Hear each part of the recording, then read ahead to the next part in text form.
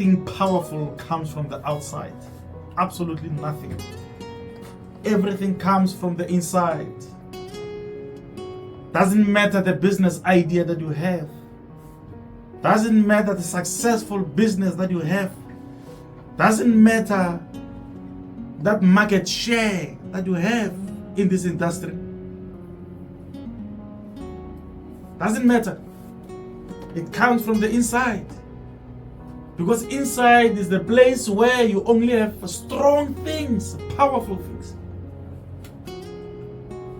Nothing more powerful comes from the outside. Stephen Covey speaks about the inside-out approach. Yes, indeed, this is ophumelela, madoda. Indeed, this is ofikelela. It doesn't matter how hard it is, entrepreneurs. It doesn't matter how difficult it is to increase those sales. And it doesn't matter the comments they say about you. It doesn't matter what they say behind closed doors to say, hey, that one talks too much, he thinks he has money, he has nothing. Wasokola. Lira is saying, entrepreneurs zizophumelela. Zizofikelela. That's why one of the fundamental elements of entrepreneurship is resilience. It's courage, determination. My name is Mighty Mabule on Good Life Radio, doing the Good Life Talk. Our talk, your inspiration. This is a business show every Tuesday, 6 to 8. We're talking healing, we're talking inspiration, we're talking empowerment, we're talking hope, we're talking motivation, we're talking development. Because we are saying we need to change the narrative. We need to leave this world better than the way we found it. It's because we have internalized the fact that entrepreneurs are change agents. We've internalized the fact that entrepreneurs are community developers. We've internalized indeed the fact that entrepreneurs are social workers.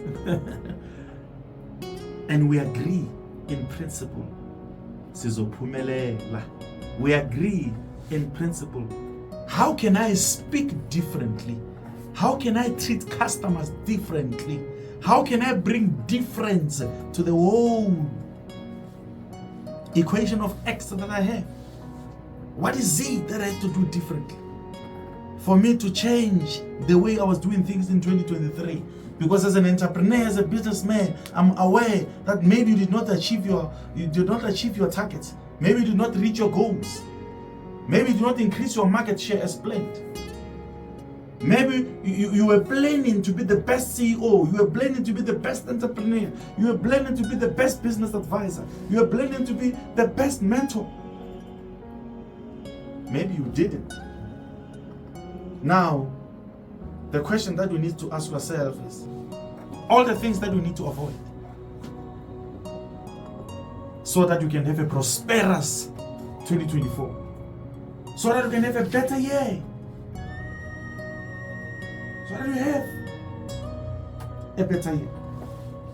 Now there are a number of comments. There are contributions from different entrepreneurs.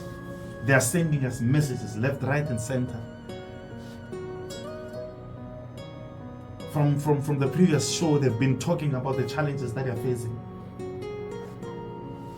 Now, the first thing that I want us to look at that will actually influence the difference that we want to bring to the picture is that, do you really understand the industry that you're operating in? Do you really understand the dynamics of your industry? Do you really understand who are the key players of your industry?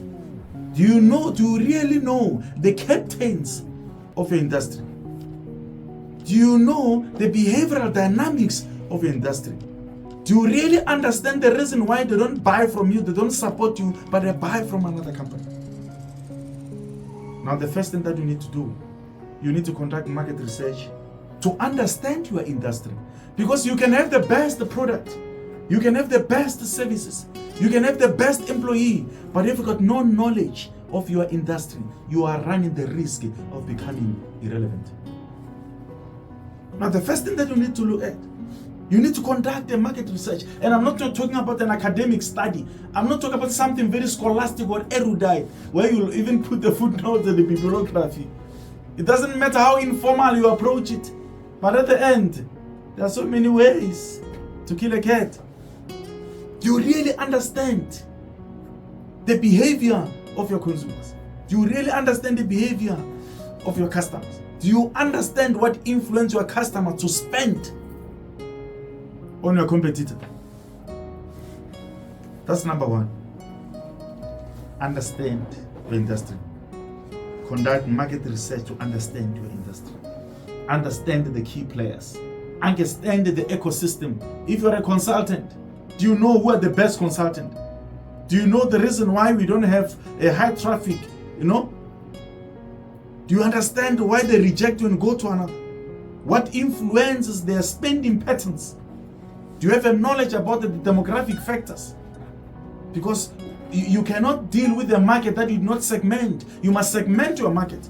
This thing of saying I'm selling bread, who are you targeting? Everyone, Baba. Every family you brought. Every No, my brother. No. One brother of mine used to say, bread is a product that is consumed. Or rather English. I have another brother. He's an Englishman. And bread is the product that is consumed by both the rich and the poor. But you must segment your market. Segment your market. Segment your market.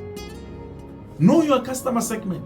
You cannot say I'm targeting everyone because it's going to be difficult for you to come up with a clear marketing strategy. Do you understand the demographic factors of the segment that you are targeting? We talk income. We talk age. We talk race. And so on and so forth. I don't want to go to other factors, the psychographic and sociographics, Some people used to say, if you sell things that make women to assume that they look beautiful, they always buy because they spend. When I was saying they get their all-star, all-star. But women, when they wear clothes, the bag must match the belt, must match the shoes, and so on and so forth. Now you must understand those patterns, those psychographic factors, those sociographic factors. Understand your market, segment it, have a clear understanding of your market. Because if you don't, you run the risk of becoming irrelevant in terms of your marketing strategy, because you don't have a clear understanding of the industry that you're operating in. Do you have goals and strategies? Do you have goals and strategy? Do you know what you want to achieve in the short term, in the medium term, and in the long term? Tony Robbins speaks about, if I'm not mistaken, the Niagara syndrome. He said people throw themselves in the river of life, not even knowing the direction that they're going to swim into. Do you have goals as an entrepreneur? One entrepreneur said the reason why I failed last year is that I did not have SMART goals. And the question is, what are SMART goals? Why are we not achieving our goals? It's because our goals are not SMART.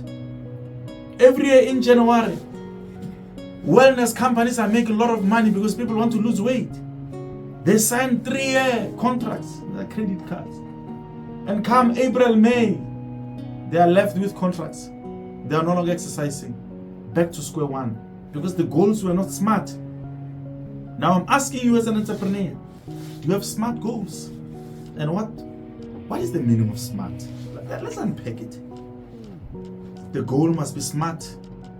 S means the goal must be specific.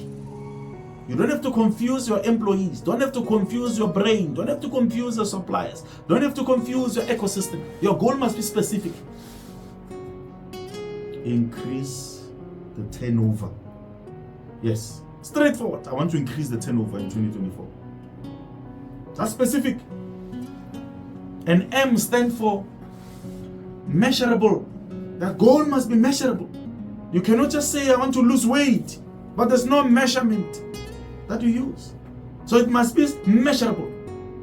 Increase the turnover by 20%. SM, SMART.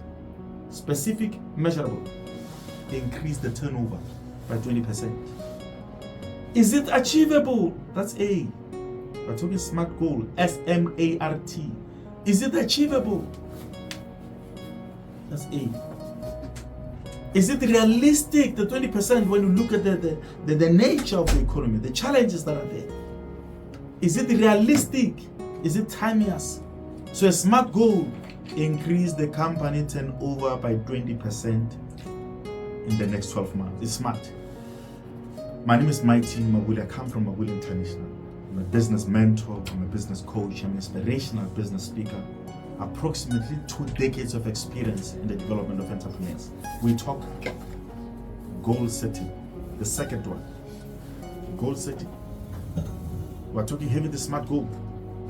Specific, measurable, achievable, realistic, timeless.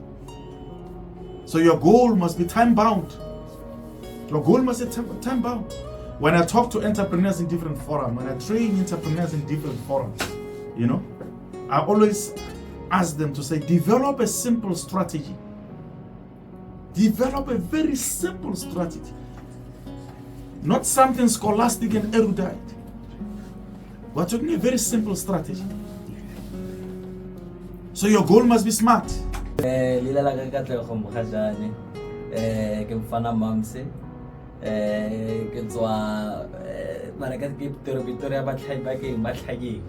they say,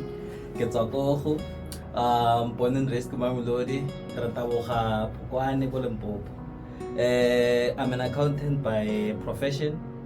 I trained as an accountant and I come from a company called Advisory. We deal with everything small and medium-sized business related. We deal mostly with finances, financial coaching, financial literacy, the financial statements, financial management for a small business owner. The things that you need as a business owner for what as advisory says success. We draw our business inspirations from our ancient Bantu scripts. I am because you are, and we are because you are. So here in Leviana, we are pushing for the development of the South African small business. In this landscape, it's a bit harsh. The landscape that we operate in, I'm sure that the Mabule it's very harsh, but you need to be resilient, you need to push on, and that's what we preach Renako Katlego Advice. Moto ke motho ka batho. Ka sepedi ba re feta kgomo o tshware motho. Overlook the transaction and touch the person. Well, Katlego, we're actually looking at things that entrepreneurs should avoid. Should avoid in order to make it in 2023. Being an accountant, can we focus, because one of the failures of entrepreneurs is poor financial records, poor systems, not having a discipline in the management of finances and so on. Let's start with the financial aspect, as you are a professional in that space. What is it that they must do it differently in 2024 from financial point of view, so that they can actually succeed in their business? Well, finance is very, very, very simple. You have to get down to the basics. So when you're at your home, you have a budget where you need to just plan for the month, and that's how a business is run. So the first thing an entrepreneur needs to do is run their business as a business. Don't think of yourself as a small business. Think of yourself as a corporate business. Separate yourself as an individual or as the business owner from the business. So first things first, create your own salary. Fixed salary. For an example, if you were working for a certain kind of business, you would have had a salary. So you must respect your business to that extent. The more offering you go, when you look at your business, you look at the future prospects of yourself, your family, and your employees.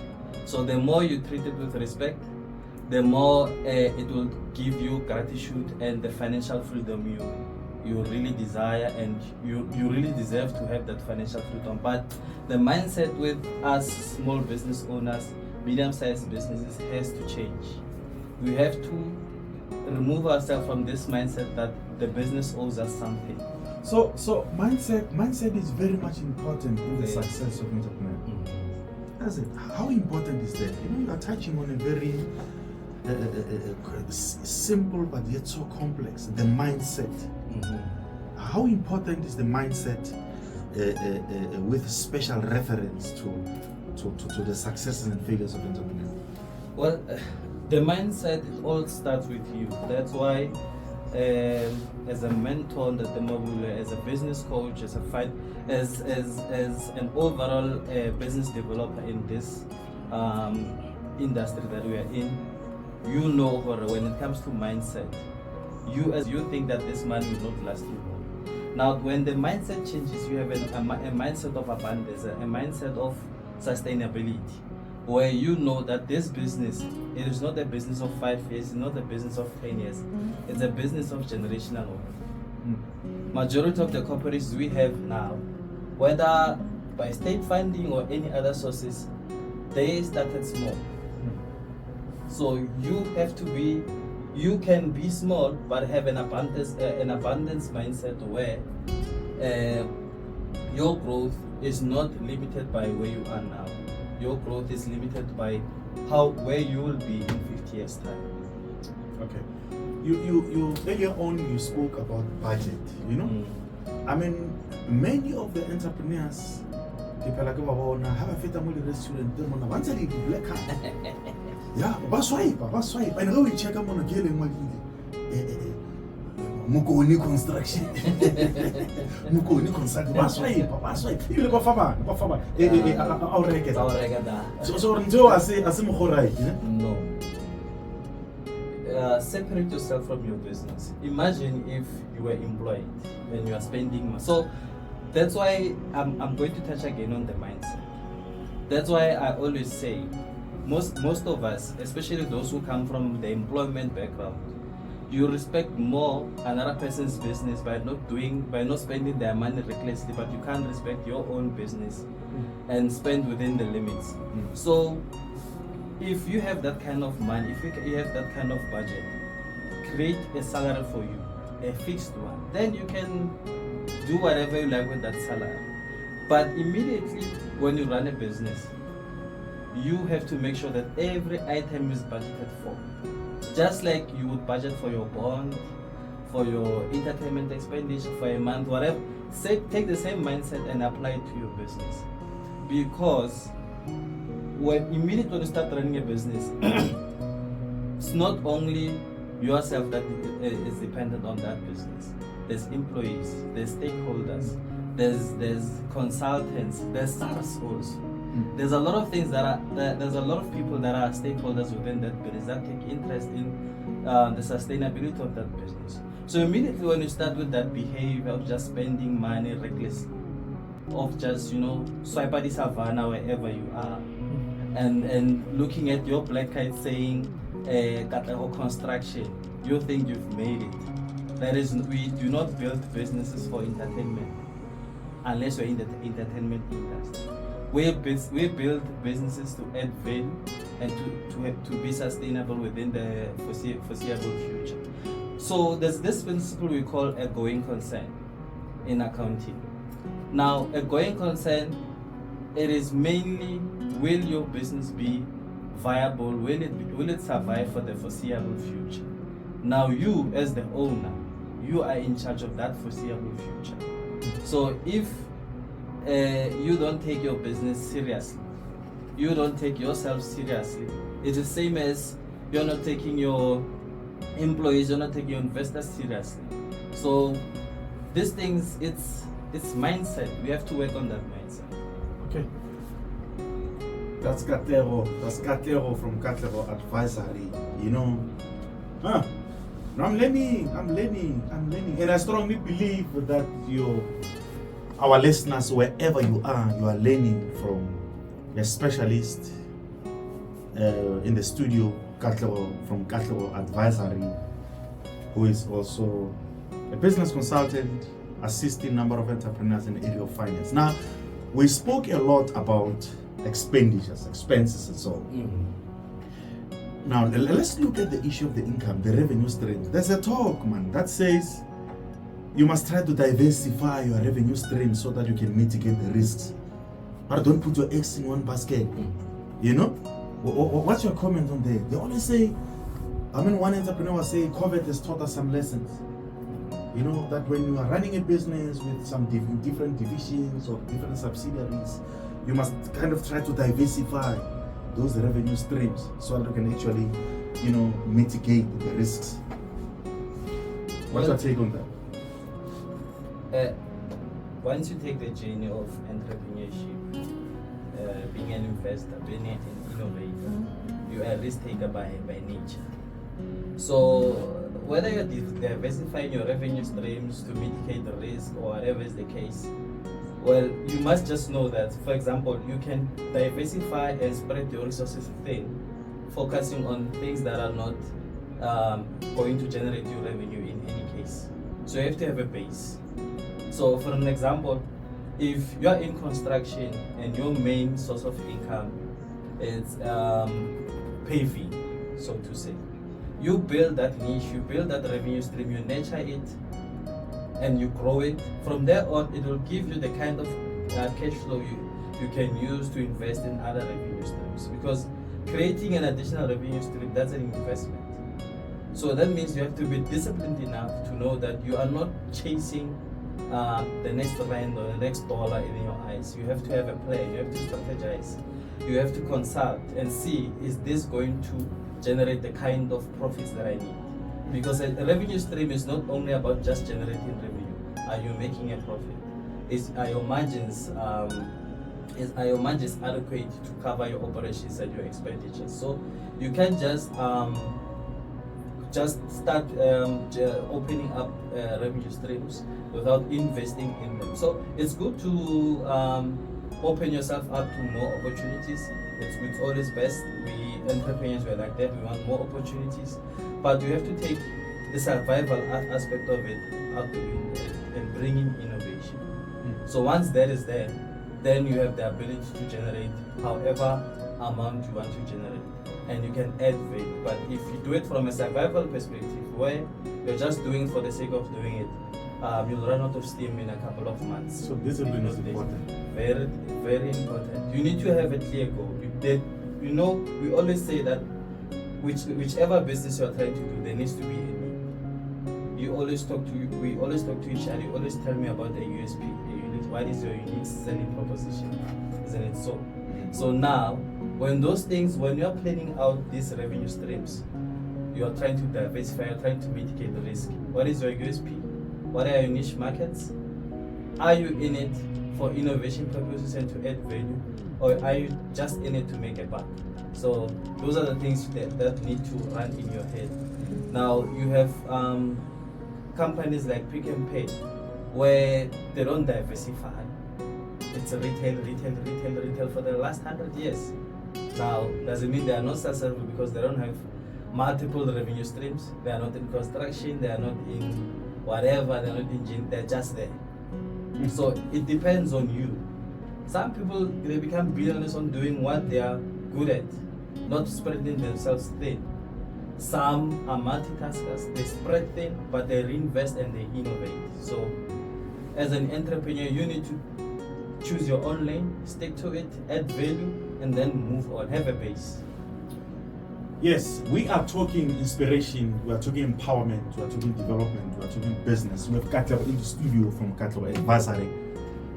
My name is Mighty Mabule. Behind the microphone, Good Life Radio, our talk of inspiration. Join us. Any comments? Send those comments. Talk to us. We are changing the narrative. We are changing the status quo. We are saying, ask me not what your country has to do for you. Come on board and do for your country. Until you change your thinking, you'll always recycle your experiences. And Albert Einstein says, you do one thing all the time and expecting different results. That's madness. Talk to us. WhatsApp 063-210-7834, 063-210-7834. marketing@goodliferadiostation.com. Studio contact 064-8962-911. Now there's another question that I got from one of our listeners. One of our entrepreneurs is saying, what is the importance of complying with laws and regulations to grow my business? And he's saying, compliance is expensive.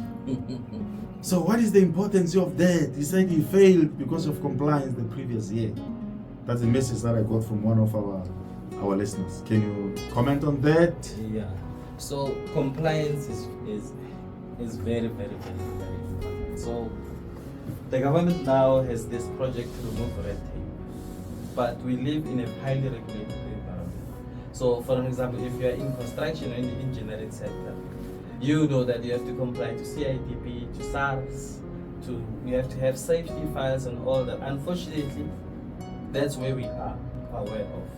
So compliance is important because it opens up markets if you are trying to tap into corporate supply chains. The same if you are trying to tap into government supply chains. You see, and it's a very difficult. It's sort of like it dwarfs your development if you are not compliant, especially with the number one regulator, which is SARS. Now, if you're in health, there's health and safety things you need to consider.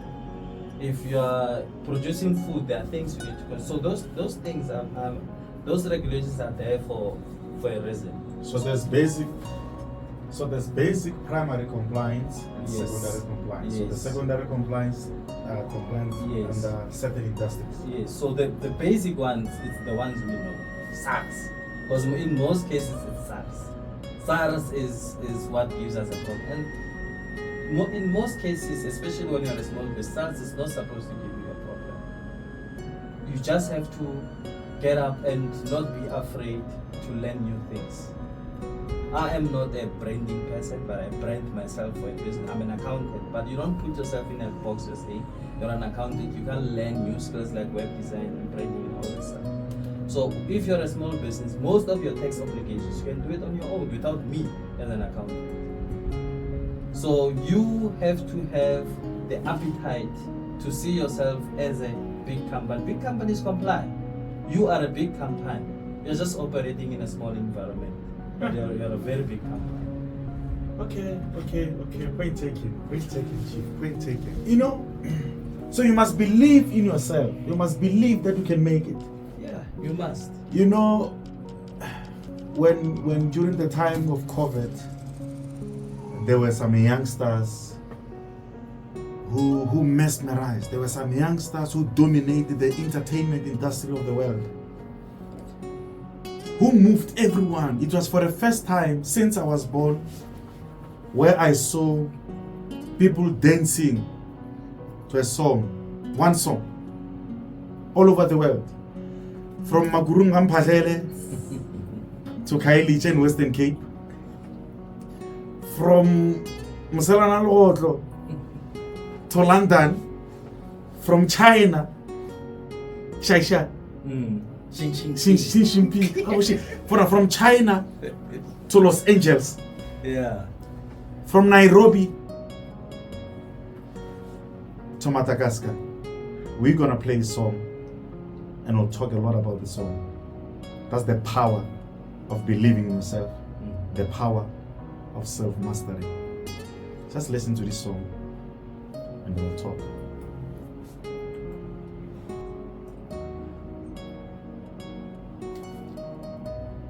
Okay. We are still here. We keep on keeping on. We are saying that's far, no further. We can't keep on failing as entrepreneurs. We look at how to avoid. Remember, our discussion revolves around how to avoid the mistakes of the past. How to avoid the mistakes committed in 23. What is it that we need to do to avoid that? One entrepreneur, indicated that I think one of the mistakes that he did is to run away from from investing in himself. He doesn't expense, more reading, studying, and so on. How can we avoid that thinking? It's a thought of saying, Chamber of Commerce, the joining fee is 1,000 per annum, and then these are the benefits. Somebody will, can 1,000 fela ki join. So how can we avoid this habit of running away from investment in ourselves?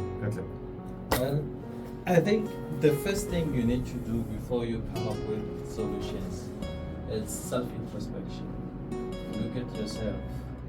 Where are your weaknesses? Where are your strengths? So, for an example, I'll give you an example. It's a general story of a small business owner. Now, you start a business, you try, things are going well, then things start to go down. Now you ask yourself, what did I do wrong? One was that I did not reinvest in myself. So I said, first thing I should do, get a mentor. You get a mentor, somebody that's worked the role, somebody that's seen majority of what you've seen and what you are yet to see. Two, do not minimize the impact of short courses. So if you see that you are lacking in a bit of skill, there's a lot of things you can do. There's the internet, there's YouTube, there's whatever it may be. Reinvest in your own education, and education is not university. There's the education of life. Where you are now, you've gained a lot of experience. Use that. Then there's formal education. There's a lot of short courses you can do to upskill yourself. The third one for me, it's get yourself aligned. So align your business goal with your personal goals. So for me, once you start doing that, then the process of reinvesting in yourself starts now. Even your image, start reinvesting in your image. Look at yourself. If you are in construction, you are in e-commerce, for an example. Now e-commerce was booming, I think, for the past 4 or 5 years. Where is Alibaba now? What is the CEO doing? What is the finance manager doing? What is the founder? What is the shareholder doing? Mix yourself in those kind of things.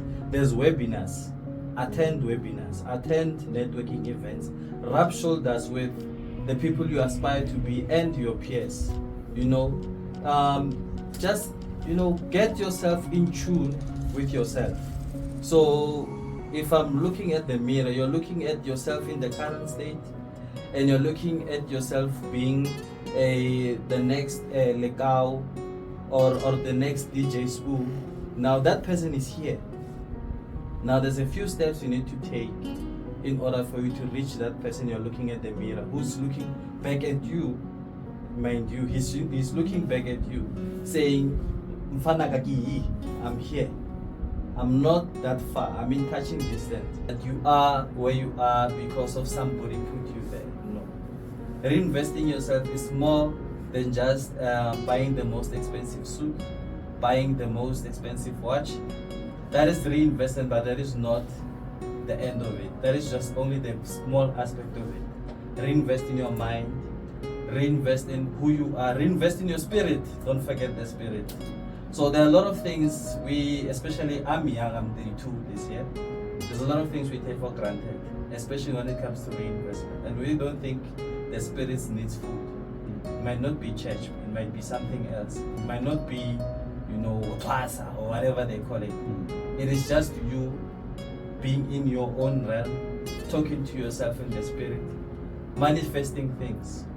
Manifest you being a billionaire and reinvesting in your community. So, start to take yourself serious and look at, if I knew how to draw, I would draw myself right there. Tell myself, where are my weaknesses? How can I build on them? And how can I leverage my strengths to make sure I don't repeat the same mistakes again? So reinvesting yourself, it's very important, but you have to look at the very holistic approach. You must not look only at the material aspect of yourself.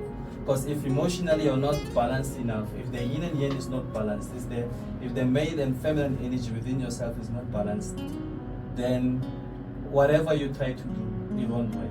So you have to balance yourself first, know who you are, reinvest yourself. It's more than just repositioning, rebranding, academic achievements, or whatever is the case. Sometimes it's more of centering yourself and relaxing, and taking this journey of entrepreneurship wholeheartedly and saying to yourself, you are not going to give up. Very powerful, very powerful, very powerful indeed, very powerful indeed. Entrepreneurs go through a lot. Entrepreneurs go through a lot. They experience depression, they experience stress. So that's why it's actually important for one to look at himself and say, how do I nourish the spirit? How do I really build this character so that when I meet some obstacles, I'm able to navigate through those terrains? You said something very powerful, establishing relationships. How can we avoid lack of relationship building tactics? Many of the entrepreneurs are not aware that it's not only about the best service that you offer, the best product that you offer. It's also about the relationships that you create. How can you avoid this, mentality of running away from relationships? Hey, public speaking, no faith.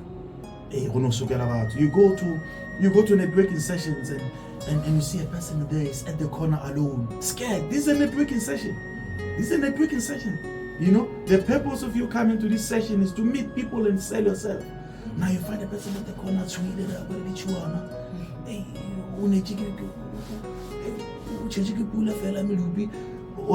so how can you avoid? Because it's a mistake that we need to avoid so that in 2023 we go out with our heads high. How can we avoid that? What is it that we can do?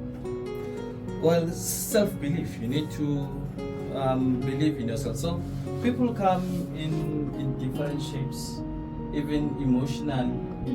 Personalities are not the same. So as a person, what you need to do is first tell yourself that in this room I'm here because I deserve to be here. So if you're at a networking session and you're meeting people that speak good English, and then when it's you need to know that you deserve to be there. The first thing you need to acknowledge, you deserve to be there, you deserve to be heard, and you also deserve to receive whatever advices and the relationships that you may or may not have from those conversations. So first thing is first, believe in yourself. The second part, know how to execute. Sometimes you don't have to own the room, you can own the corner. So you can have 6 people you talk to around that networking session. You can see you're drawing value from that person. So sometimes, if networking, we like to try and sell ourselves, as much as we can, especially when we are around people that have the ability to buy our products or services. But sometimes, for example, a weird, but I think it's appropriate for this discussion. So we're gonna hold free when you approach a woman you like. Yes, so but you see, this lady I'm feeling, then your confidence starts to just dwindle a bit. But sometimes you change approach, right? Instead of saying to her, I want to take you out, or want to buy and stuff like that, just say, can we just talk today? And let's just talk. How was your day? Then the conversation starts like that. Then maybe it might progress to the yellow, who knows? So relationships are like that. So business relationships are like that. So sometimes you have if you're in e-commerce, you're trying to push some products, and or you're going to meet some big retailer or some FMGC, fast moving goods seminar somewhere or a networking event. Sometimes you don't go there, you just approach the guy and say, no, I want to push this product, I want you to, let me access your supply chains. Sometimes you just have a conversation with him. How are you doing? How is business? How are things? When you're looking at the economy, the South African economy, what is your, poke him or her intellectual. Then from there on, step some bit of selling there. Just step it a bit and say, I have this kind of product line, I have this kind of service. So build ease into things. So when you're in networking events, ease into things, and gradually that fear, that nervousness, that anxiety, it will go away. So you need to just, why it's all regularly but you find you realize the cons, but you break into that shoe. And then the next thing, you're comfortable in it, you've got, you're elegant, you're tall, when you get in the room, you own the room without even saying a word. So confidence, you must build, don't sit in your corner for long. You can sit in it for, at a specific point, but grow into the room. Attend those networking sessions however you can. Then one day, you will feel now you are where you are, and then you'll start talking. So people are not the same, but I think if you gradually move into this thing of expressing yourself, then it will start to make sense. Got it. Yeah, no, I'm laughing, and don't be surprised why I'm laughing. It's just a recent example. Yeah, some of us coming from rural areas, Yeah, and I remember when I was still young, Corneli, motho a fitile fela o ra fere ya motho ya re bagekolo o kra ba re bona ke dio manje. Yeah, so yeah, I'm laughing over like a fere. I can see what fere go dira, I don't know. I can see. Yeah. Proposal. Sure. Yeah, no thanks. Great, Katleb. Great, Katleb. There's one mistake that needs to be avoided. It's one issue that was actually raised by the chaplain. And he said the reason why we couldn't succeed in 2023 is because we did not embrace technology. Yes, we did not embrace technology. We did not really regard the significance of technology in our business processes and systems. We saw technology as an expense. When we were advised by the digital marketing specialists to invest in the digital marketing space, we couldn't until we realized that, hey, people are flying higher. People are flying higher at the sales, because when you are thinking of going out and doing door-to-door, people are using available technology to do door-to-door on their behalf. How can we avoid this mistake of not embracing technology so that we can achieve our goals in 2024? Market research. So market research, knowing where your business is heading, and just knowing the general direction of the industry you're in. So for an example, you've got, I think Facebook I think it's about billions now of people that are subscribed to Facebook globally. And South Africa is a small but significant portion of that. So when you're looking at your sales process as an entrepreneur, when you're looking at your growth prospects, you must think, okay, what are the benefits of technology here? Operational efficiency, one. You know that in most cases, you'll be able to generate sales, you'll be able to operate efficiently, reduce your costs, increase your margins by just adopting the example that you use, digital marketing. Instead of having 6 people going door to door, you've got one person on a budget of 500 per month, generating 5,000, 6,000, 7,000 per month on just that budget. So it's a matter of adaptability. It's a matter of the advantage that we have as small businesses is that we can adopt and implement technology just like that. We don't have processes where you need to have multiple authorizations before you adopt technology. So you need to know where you are as a company and what is your catalyst for growth. So sometimes you may find, majority of the time, technology is a catalyst. Even if where you are, you know that the cell phone that you use, it's a go between you and the next person on the line. So we live in a technologically innovative society. We must not be left behind by anything, but we must also be very cautious of just adopting every kind of innovation that comes along. Sometimes disruption it's not always good. Sometimes there's a other side of it where you just adopt new things every day, there's no time for you to really learn about this technology or system that if you adopted and implemented. There's no time for you, for employees to draw value from that. The next thing, when they're used to it, they're drawing value, you're changing again, you're changing again, you're changing again. So first thing is first, know where you are going as a business. Adopt technologies that will first of all grow your business in whatever case, because business is basically growing in two ways. It's either you increase your profits or you reduce your expenditure. So technology is there to do both or one of these things. So as an entrepreneur, you must make sure that you are very much in touch of what is happening in your industry and what are the latest innovations that are there. Adopt them, but adopt them according to whether or not it's going to make your life easier as a business and as the owner. And finally, the clients that you will be rendering services to, are they in touch with what you are trying to do? Yeah. So don't just follow the crowd.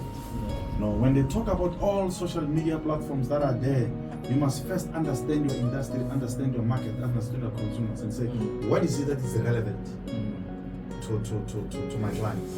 Okay. Yes, I think you're correct, because I remember some years ago, I worked on a client that was producing weapons of the war, yeah, real weapons of the war. And it was a very fascinating exercise. I was advising that company together with an associate of mine. And now you can imagine how they do marketing. You can imagine how they promote those bombs.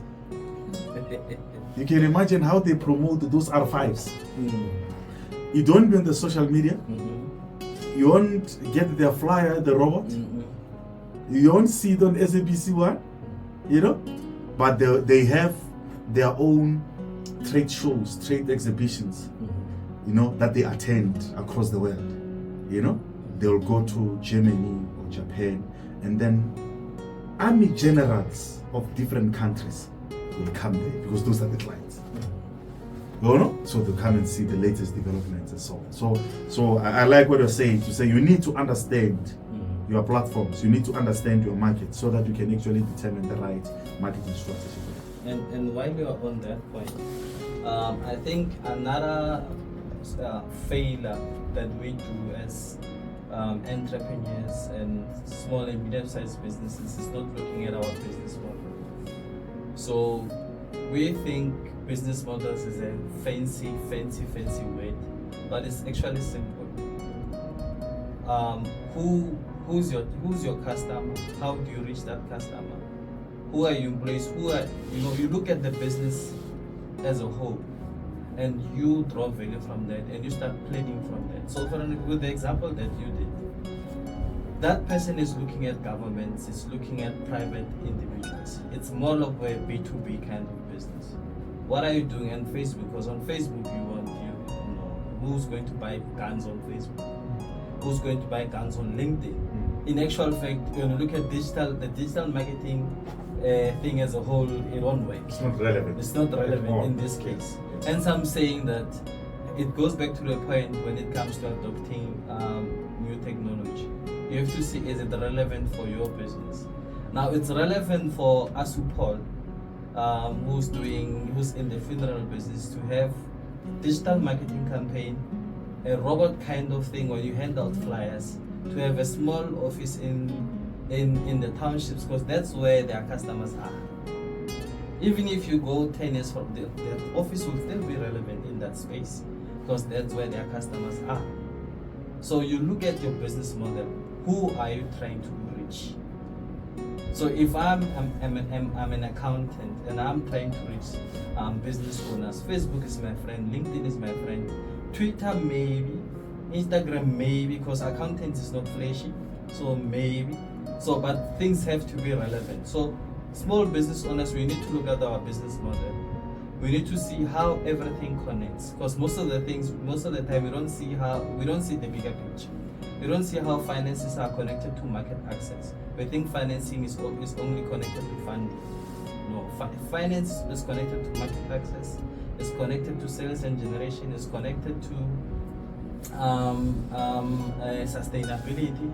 So it's a lot of things that are interconnected within your business. So we need to be aware of that. Okay, so let's look at finance, how finance is connected to sales. Can you explain further on that? Because, many entrepreneurs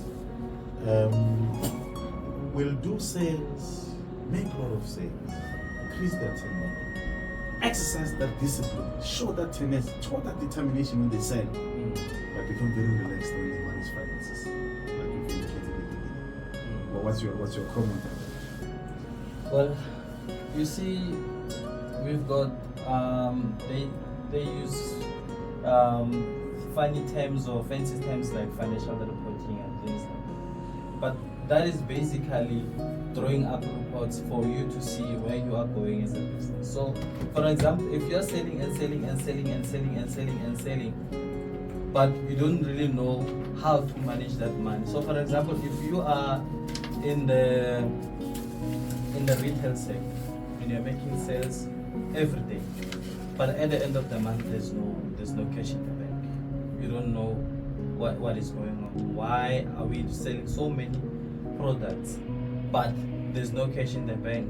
You may find that you've got an issue of pricing, you've got an issue of costing. Your products are not costed correctly.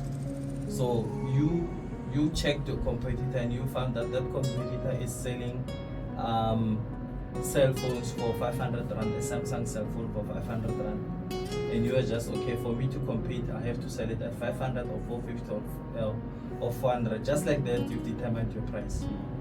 That is not how you determine your prices. You have to cost it. How much does it cost for you to buy certain things, to buy a phone from wherever you get it, to mark it up or place a margin on it and then sell it? What are the costs? How much do you pay the guys that are going to push the product for you? How much do you pay for whoever's going to do maintenance on those cell phones, whoever's going to do product development on those cell phones? Whatever the costs are linked to you selling that product, have they been fully absorbed into the unit price of that product? So even if you're a baker somewhere, when you bake a bread, what are your costs? Is it flour? Is it water? Is it electricity? Is it the labor, the person that's going to do the baking? Once you've determined that, now you can get to pricing. And then once you get your price right, now you get your digital marketing team on board. That needs allocation of budget from somewhere, most probably from the funds you've reinvested in the first aspect of the topic we are having now. So from there on, once you start doing that, once you start reinvesting into the business, once you have a system and process that goes from start to finish and start again, things start to make sense. You have to sell these types of products to break even. You have to sell up until this point to make a profit, and then from there on, the cycle starts again. So I think everything it's a cycle in business, and once your cycle is in tune, and you know where it starts and where it ends, that's when a lot of things make sense. That's when market access starts to happen. That's when compliance becomes easy. That's when reinvesting yourself becomes very easy. So once you have a process in place, once you know you've geared yourself up for growth, that revenue you are reinvesting in yourself, you are reinvesting in your business, your employees are happy. Now when all of this are aligned, now boom, you've got a successful business. Yeah. They say knowledge is power. And I don't agree with that statement. They say information is power. I don't agree with that statement. I agree with the statement that I personally coined that says the power of knowledge is in the action that you take after getting that knowledge. Information is power when it's acted upon. That's Tony Robbins. We can give you all this information. We can bring all the experts in the studio to talk to you. But what is important is, are you putting that into practice? Yes, we have Katlego from Katlego Advisory. He's part of Good Life Radio. Our talk, your inspiration. We talk, you got inspired. And you got inspired. It's because we are talking. We talk healing, we talk inspiration, we talk empowerment, we talk development, we talk motivation. Mighty man behind the desk is 60 to 80. We're 14 minutes before the knock-off time. We're not closing. We're not closing. You can't close. You can't close. This is a mental evolution. You can't close. We can't close. We're rolling. Remember, you want to change the narrative. You want to change the status quo. We are saying that's far no further. Gone are those days where we'll sit at the corner and point fingers at politicians and say they're not helping us. They say, ask me not what a country can do for you, but what it can do for your country. Now, Katlego, one of the mistakes that entrepreneurs do is to, it's lack of strategy to get feedbacks from their clients. Many of the SMMEs don't have customer feedback policy, customer satisfaction surveys. In my line, in when I do mentorship and coaching and training at different entrepreneurs, I always ask them this question: when did you start your business? They will say, I started my business in 2020. That's fine. How many clients did you have in 2020? I had 10 clients. What happened to those clients in 2021? Ish, I don't know. And in 2022, I was down and out. 2023, I had 15 clients. What happened to those 15 clients? Now, we know where they are. I don't know. It's because we don't create a system where we can get inputs from our customers in terms of the service that we render. And if you look at all these multinationals, all these big companies, I mean, you take a Bolt, they'll say rate us. You do have a WhatsApp call, they'll say rate us, because the aim is to continue sharpening and penal beating that particular service so that it becomes relevant every day and closed door for anyone that want to take their market share. So how can we avoid this mistake of not going back to our customers and getting feedback about how we've been helping them so that we keep them, because that process itself leads to customer retention, customer loyalty, customer obsession. How can we avoid that mistake in 2024? Well, it's more about when you draw from. I'm going to draw from your opening remarks when you're saying systems and processes, customer relation policy, whatever is the case. So it's more of getting yourself into a routine. So if you are engaging clients on an ongoing basis, you can have a routine where once or twice in a quarter or once a month, because the advantage with us, we are small enough to engage on a personal level. So the likes of the big corporations can't really, if you are Uber, you can't really ask on a personal level. You can have a meeting with each and every rider and ask them how was the ride today. But in most cases with most small business, you have the advantage that your client base is big enough or manageable enough so that you can have a personal interaction with your client. So get into the groove when it comes to sitting down and having water, coffee, whatever is the case with your client. Ask them, how can we better serve you? What are the mishaps we've done thus far? What are you happy with? And what are you not happy with? So sometimes you not even sometimes, majority of the time, if not every time, you'll draw value from the criticism that you receive from that client. Because in most cases, that's where innovation comes. Innovation doesn't come in days of prosperity. Innovations comes in days of wartime or in days that are not so sunny. That's where innovation comes from. So that criticism, document it. There's online service you can send, there's emails you can send, now we've got Teams, you've got Zoom, you've got all of these online things that you can have a 15-45 minutes chat with your client. Just note down. You don't have to have a fancy system in place. You can have a notepad where you have your client just note down the kind of things that this client is not happy with. And the good things about service is that the client can just go raw. They can just tell it like it is without because if you don't see your face, there's no sympathy there. So because of that, they can just tell it like it is, and you can have now an insight into what makes your client tick. Once you've got that psychology, once you have mastery of your client psychology, that's gold. And that's what client relation is.